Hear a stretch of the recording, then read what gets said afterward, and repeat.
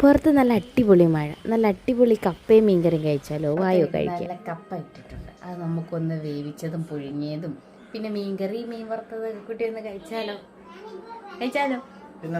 ചുറ്റും വെള്ളമാണ്, അപ്പം നമുക്ക് കിട്ടിയത് കൊണ്ട് നമുക്കൊന്ന് കഴിച്ചു നോക്കാം. അപ്പോൾ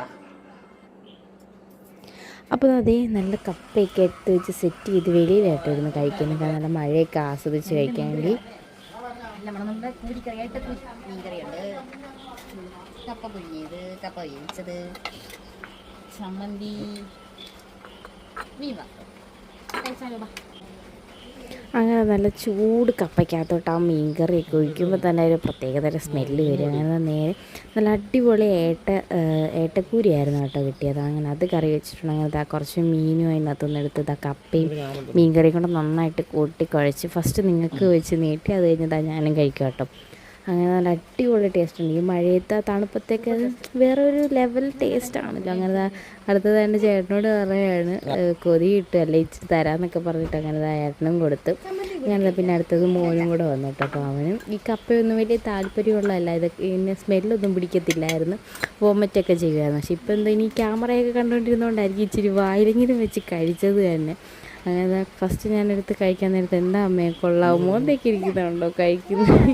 ഞാൻ കഴിക്കുന്നത് കൊണ്ട് അവരിഷ്ടമല്ലാത്ത രീതിയിൽ ഇരിക്കണം. അങ്ങനത്തെ ഫസ്റ്റ് കഴിച്ചിട്ട് പിന്നെ അതുപോലെ തുപ്പി എടുത്ത് വായിലോട്ട് വെച്ച് നോക്കി. അങ്ങനത്തെ സൂപ്പറാന്നൊക്കെ പറയുന്നുണ്ട്.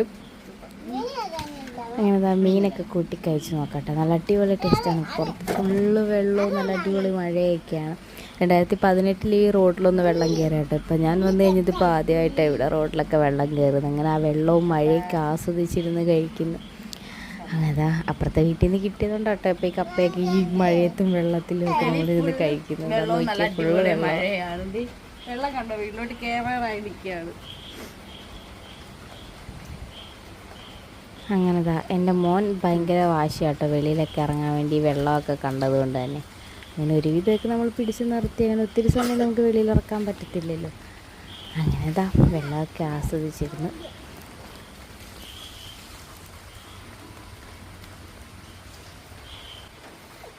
ബാക്കിയൊക്കെ ഒന്ന് കഴിച്ച് തീർക്കട്ടെ.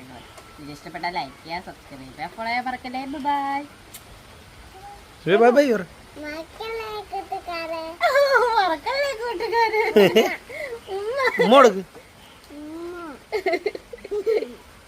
കയ്യിൽ നിട്ടതാണല്ലോ.